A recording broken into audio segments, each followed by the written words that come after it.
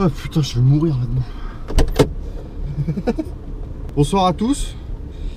Bon bah il n'y a pas une heure que j'ai mis ma vidéo en ligne en disant qu'Igro il faisait chier que je tournais les vidéos tout seul, qu'il a débarqué, qu'on se retrouve dans la Jag. Dis bonjour à tes abonnés à qui tu n'as pas parlé depuis 9 mois. Bah ça va, ils auront eu le temps d'avoir un gamin, etc., d'acheter les couches. Chez moi, 9 mois, c'est juste le temps de faire le trajet Champigny-sur-Marne, Saint-Germain-en-Laye. Et oui, donc du coup, pourquoi on s'est pas vu? Parce qu'on avait du boulot, parce que l'âge du capitaine, parce que tout. Et puis aussi, il fallait qu'on soit sûr que la Jag roule suffisamment longtemps en fait pour pouvoir faire une vidéo de 20 minutes. Objectif atteint. Donc, aujourd'hui, nous vous présentons notre achat qui date d'il y a 9 mois. Hein, on est on time. Une Jaguar XJ12 de 86 qu'on a acheté à nous deux. Je sais, la première réaction que vous allez avoir, c'est mais qu'est-ce qu'ils sont débiles ces deux abrutis, mais pourquoi ils ont acheté ce truc-là? Oui, parce qu'en plus, on a pris le V12, hein, on n'a pas fait semblant. Hein. Il n'a que 180 000 km. Enfin, 180 000 au compteur. Après, ouais, je suis pas sûr que ça soit le premier compteur. C'est l'excellence anglaise. C'est l'électricité anglaise, c'est l'excellence anglaise. Bon, on vous balance l'intro et on revient pour vous parler de la Jaguar. Tout de suite. Ciao.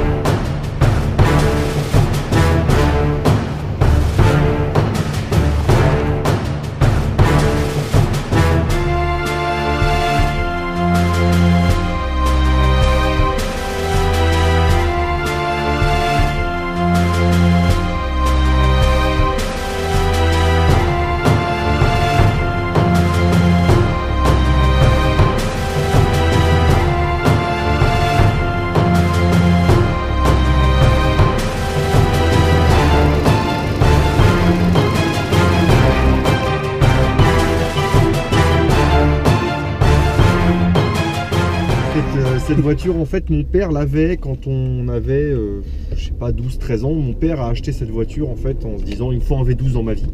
Donc, il a acheté cette voiture, qu'il a vite emmerdé, qui s'est empressé de revendre à son meilleur ami, qui s'est fait un plaisir de l'acheter. Exactement. Ça, c'est toujours une chose qu'il faut retenir. Lorsque vous achetez un véhicule dont vous rêvez, mais que vous n'avez pas les moyens d'entretenir, la meilleure solution, toujours, c'est de la revendre à votre meilleur ami. C'est toujours comme ça qu'il faut faire. Et ça peut aller dans les deux sens. Hein. D'ailleurs, ce sera peut-être notre prochaine vidéo. J'ai racheté la 525i à Seb.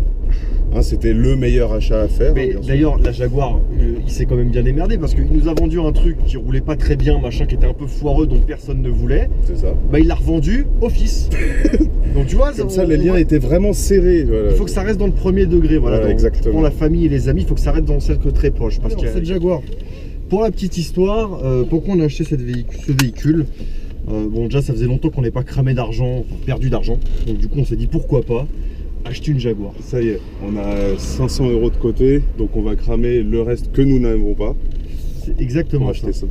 Donc en fait à la base c'était même pas une Jaguar, ça a commencé avec Jean-Louis, bon qui n'est pas là hein, parce qu'il est quelque part entre Roissy et Charles de Gaulle. Bon, ça a commencé avec Jean-Louis, on s'est dit tiens si on achetait une voiture pour faire de la piste. Bon, vous allez voir, il y a un raisonnement logique. On est arrivé d'un véhicule de piste à un V12 et une boîte 3. Du coup, on a commencé, machin, donc forcément Jean-Louis nous a trouvé une Honda Accord. Et après quelques insultes, on a décidé d'abandonner. Et donc arrive le mois de juin de l'année dernière où on se retrouve chez Vega Passion, donc un garage qui restaure des façades Vega. Je vous avais fait un petit reportage photo là-dessus d'ailleurs à l'époque. Jour de mon anniversaire, c'était en plus. C'était le jour de son anniversaire, exactement. Donc Vince avait eu le privilège et l'honneur de rouler en HK 500. C'était une HK 500 qui venait d'être restaurée, si je dis pas de bêtises. Donc voilà, une belle HK 500. Attention, qu'est-ce qu'on nous voit là? Ça va être mieux ça. Donc il roule en HK 500 et puis arrivé au garage, donc on se retrouve avec le propriétaire du garage qui est un très très bon ami, voire le meilleur ami de mon père. où ils sont ensemble du coup à gérer ce fameux garage. Et cette Jaguar dans laquelle, qui était là du coup, qui dormait, enfin qui pourrissait sur le parking, elle dormait pas, elle pourrissait, parce qu'elle est littéralement pourrie. Et du coup, on demande à Pierre, bah écoute, qu'est-ce que tu fais de la Jaguar, parce que... Ouais, parce que bah, c'est sympa quand même, on se dit, véhicule de piste à pas cher, on voit une Jaguar XJ12, on se dit, on saute sur l'occasion. Donc c'était évident. Il nous a fallu que 2 secondes, en fait, on a parlé prix tout de suite et ça l'a fait. On est parti faire un essai de la voiture qui n'avait pas roulé en 2 ans. Hein. Une batterie, elle a démarré, on est parti faire un tour, bon ça tirait à droite, enfin ça tire toujours à droite. Ouais, ça tire toujours à droite. Et la voiture démarre, la boîte prend et tout, aucun problème. Alors pourtant elle se vidait gentiment, mais impeccable, ça roulait. Ouais. Donc on s'est retrouvé en fait à acheter une XJ12 comme ça sur un coup de tête au mois de juin. Donc on a récupéré la voiture qu'en septembre parce que il y a déjà de gros frais qui ont été faits sur la voiture. Ouais, tout le train arrière, mais quand on dit tout, c'est tout. Le pont a été refait, tous les bras ont été changés, tout le train arrière a été démonté. Il y en avait pour combien? 80 heures de boulot sur le train arrière. Voilà, et dont 5 ou 6 heures, rien que pour le dégraisser déjà. Le 5 ou 6 heures. 5 ou 6 heures, 200 ou 500 bidons de dégraissant, je sais plus. Donc un truc assez fou. En plus là-dessus, donc on a refait une bonne partie du refroidissement, une grosse vidange. Ils ont changé les freins arrière aussi, du coup, tant qu'ils étaient sur le pont parce qu'ils sont inboard. Frein inboard là-dessus, hein, pour les changer. Magnifique. Ils ont purgé tout le système, ils ont changé quelques durites d'essence, ils ont changé aussi c'est pas un étrier, ils ont fait un kit de réflexion d'étrier, enfin bref. Exact. En gros, pour être totalement honnête, on a acheté la voiture 1500 € et on a rajouté en plus 1500 €. Donc le V12, 5 litres 3, haute efficience comme il s'appelle, 295 chevaux, une boîte 3 vitesses dans un état plutôt moyen, elle fonctionne. Mais non, franchement ça va. Ouais, enfin la 3 passe bizarrement. Ouais, bon, mais franchement ça va. Il y a bien pire. C'est une boîte GM, c'est indestructible. Sans déconner, hein, pour le coup c'est vrai. Le niveau est bon, il a été fait, machin, vidange. Bah, elle se vidange toute seule, voilà, bon bref. Donc non, à ce niveau-là, mécaniquement ça va. À part le fait que ça pisse l'huile de partout. Hein, bon, ça reste une anglaise. Pas que l'huile, c'est de l'huile de partout. C'est tout type de liquide possible, imaginable dans le véhicule, elle en pisse. Ouais, on a fait pour faire simple, on a fait des WC de licorne en fait. On a transformé la place de parking en WC de licorne. C'est pas des WC de licorne. C'est rouge, brun, marron, noir. C'est une voiture de gentleman, donc elle fait de l'art. En fait, la voiture, elle nous fait des Picasso sur des places de parking. Ça, ou du Molière. C'est ça, sur du beau Molière. Du beau Molière. Au final, ça fait le boulot parce que le moteur est tellement pleu que ça y va, mais tout seul de chez tout seul, quoi. Il n'y a pas besoin de le brusquer. On dépasse rarement les 2000 tours avec la voiture, sauf si on a envie de se presser, mais au final, pour suivre le flot de la circulation sous les 2000 tours, ça le fait sans problème. Elle peut te rentrer la 3 à 50, ça y va aussi. Sur le convertisseur, gentiment. C'est ça qui est assez impressionnant avec ce moteur, et ce combo moteur-boîte. C'est que même sur l'autoroute à 130, bah, tu vas être aux alentours de 2004-2500 tours. Et si tu mets pas vraiment semelle mais que tu appuies franchement, elle va rester en 3e, le convertisseur va se bloquer, elle va te donner de la gouache et ça y va, ça s'arrête jamais en fait, c'est une locomotive. C'est assez impressionnant, hein, surtout pour un combo qui est assez bizarroïde à la base. Hein, quand on regarde la fiche technique, on se dit qu'est-ce qu'ils nous ont foutu encore ces Anglais. Et en fait c'est parfait, c'est-à-dire que toute la voiture est comme ça. On est assis dans les canapés en cuir, hein, comme on peut le voir, cuir fauve. Et puis on est bien assis. On est avachi. Donc, pour revenir à nos moutons, moteur boîte, c'est quelque chose au final. Bon, une boîte manuelle là-dedans pour la pignole, jamais de la vie, ça n'a pas sa place là-dedans. C'est à peu près aussi stupide que de nettoyer le cul d'un babouin avec une brosse à épiler. Si tu veux, je crois, si ça existe. Je sais pas d'où ça sort. Ça. Mais ouais, vas-y, je t'ai coupé. Non, mais n'hésite pas, au contraire, fais comme chez toi. Voilà, tu m'as fait perdre ma ligne. Boîte méca, t'étais sur la boîte méca. La boîte méca, ça sert à rien. La boîte 3, boîte 4, boîte 5, boîte 6, je suis même pas sûr. Franchement, la boîte 3, ça rajoute une petite saveur à l'expérience. Il y a un petit côté exotique. Tiens, j'ai une boîte 3 vitesses. Quand on le dit aux gens, c'est une boîte automatique, 5, 6? Non, 3 vitesses. 3 vitesses. 3 vitesses, oui, bien sûr. Oui. Bah, de toute façon, V12, 5 litres 3. Bah, ça c'est la deuxième question qui arrive après. Mais du coup, tu consommes combien? Alors, bon, il faut savoir qu'entre nous deux, on a un petit écart en fait de consommation. Lui roule plus que moi avec la voiture.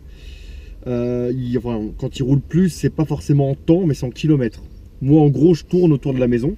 Voilà. Donc autant dire que je fais du bouchon, j'ai une moyenne à 20-30 km/h. Donc moi je suis entre 33 et 36 litres à peu près à la louche. Lui arrive à tomber à 17. C'est Bon, ça. j'ai jamais fait ça encore. 17, Alors, quand même, pour préciser, hein, 17 litres au 100 là-dessus. Alors déjà, c'est important de dire que c'est le minimum. C'est-à-dire que ça correspond à 90 à chaud au régulateur. Qui ne marche pas non plus d'ailleurs. Mais il y en a un. Ensuite, dès qu'on se met à 130, c'est 20. Bon, en ville, on voit l'aiguille bouger.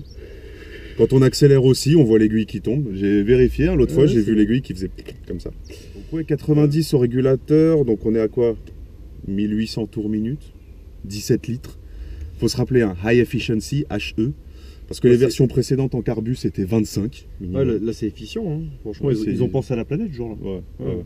C'est bien. Bon, ils ont oublié les catalyseurs, parce que c'était trop cher. Bon, heureusement qu'on n'a pas de catalyseur, parce qu'il serait certainement en panne. Enfin, ça tombe pas en panne, ça casse. Ouais. Il serait cassé. Ouais, et une Jaguar en straight pipe, bon, j'ai quand même des doutes. On vous a parlé moteur, on vous a parlé boîte, maintenant on vous parle confort. C'est une voiture de 86, donc qui a aujourd'hui plus de 30 ans, elle a 32 ans, mes mères. Et c'est là-dessus où tous les gens qui sont montés dedans, hormis une personne qu'on connaît bien qui aime pas trop les voitures confortables, c'est un abruti, hein, clairement. Qui flotte. Il aime pas trop les voitures qui flottent, il n'avait pas aimé la C5, il n'a pas trop aimé ça non plus. Mais tous ceux qui sont montés dedans ont eu le même constat. Pour une voiture qui a 32 ans, elle surpasse encore les 90% de la production automobile, hormis le high-end, classe S, A8, machin, tout le bazar. Mais en termes d'assises, en termes de souplesse de fonctionnement, en termes de silence pour une voiture qui n'a pas de double vitrage, c'est bluffant. D'ailleurs, vous avez dû le voir quand on roulait, on n'a pas spécialement besoin d'osser la voie ni rien.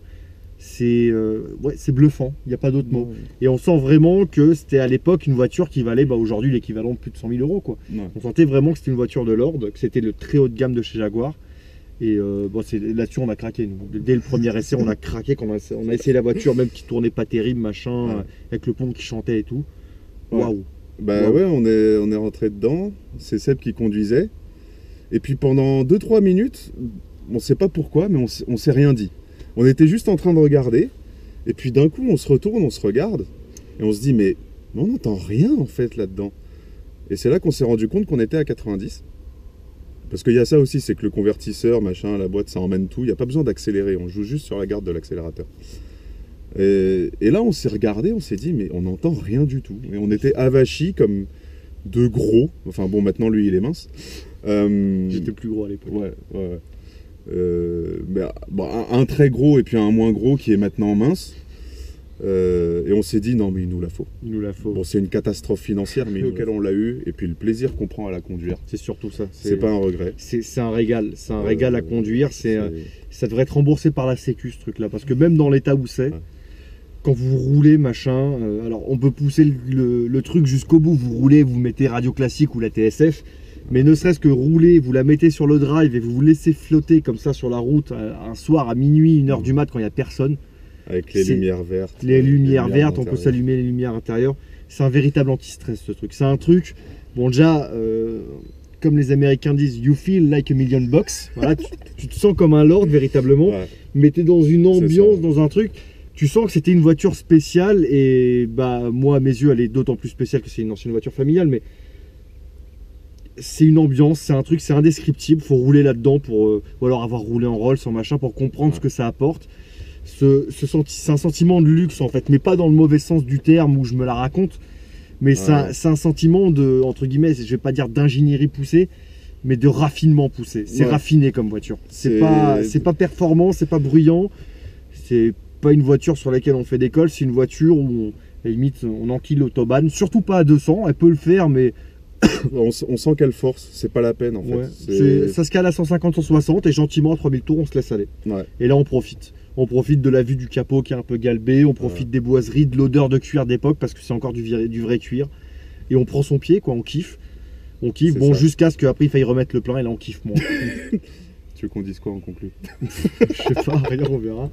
Non mais voilà, en tout cas on a fait le tour déjà pour vous présenter dans un premier temps cette Jaguar.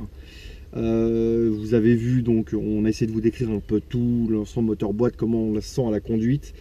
les défauts qu'elle peut avoir aujourd'hui et les défauts qu'on lui trouve. Il n'y en a pas beaucoup. Il y aura d'autres vidéos qui vont venir sur cette voiture. Vince a prévu peut-être de l'emmener par chez lui en République tchèque. Donc il y aura un compte rendu de ce road trip. On fera bien évidemment un jour, moi derrière ou lui derrière, à se faire conduire par l'autre. Voilà, et puis vous faire des petites prises de vue. Je sais pas, de toute façon cette voiture elle est prévue pour rester. Moi comme je vous disais sur le si groupe, vous êtes intéressé pour un achat, elle n'est pas à vendre. Voilà, sachez-le. Voilà. On a prévu de la garder, et moi tout particulièrement.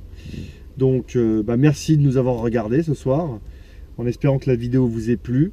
Il y en a d'autres qui vont venir, peut-être d'autres motos, peut-être d'autres voitures, mais en tout cas on a des véhicules de prévu, des voitures c'est sûr.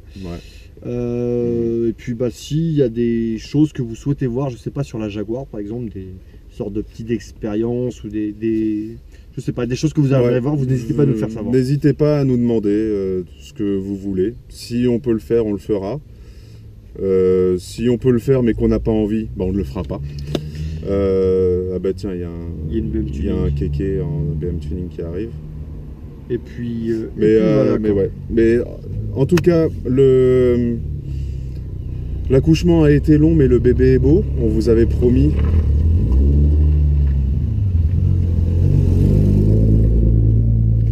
Alors promis, par contre, on le connaît pas. Non, lui on le connaît pas. On sait pas qui c'est. Mais on vous avait promis quelque chose de beau il y a 9 mois. On vous avait promis quelque chose d'intéressant et qui, pour le coup, je pense que personne ne s'y attendait. J'ose espérer, parce que le mec qui voit les deux Gus là, dans cette Citroën C5, et qui se disent, mais tiens, je pense que le gros truc, c'est qu'ils ont acheté une Jaguar XJ12. Il y avait peu de chance. Ouais, il y avait peu de chance. Mais voilà, c'est arrivé, c'est là. Et on en fera d'autres, dans 9 mois. Peut-être pas, j'espère bien. Mais en tout cas cette voiture là elle est destinée à rester et puis on est super content de l'avoir achetée.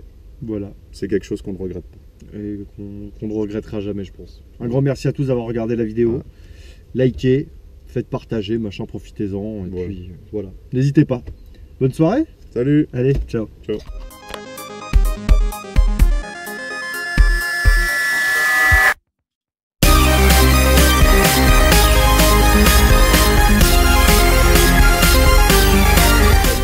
Chez moi, qui était de 2016. Accélère, putain, il fait nuit. Non, mais accélère pas littéralement. Arrête, y'a pas de frein. Oui, si. Je te jure, ça freine beaucoup mieux depuis qu'on a changé les freins. Tiens, ça, c'est un truc qu'on a fait nous-mêmes par contre. Et voilà, après le tournage de la vidéo, comment ça fonctionne. Vous avez le V12.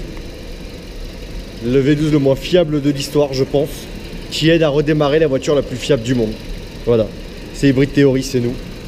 Allez, le court-circuit, on prend feu. Sur ce, à vous les studios. Salut!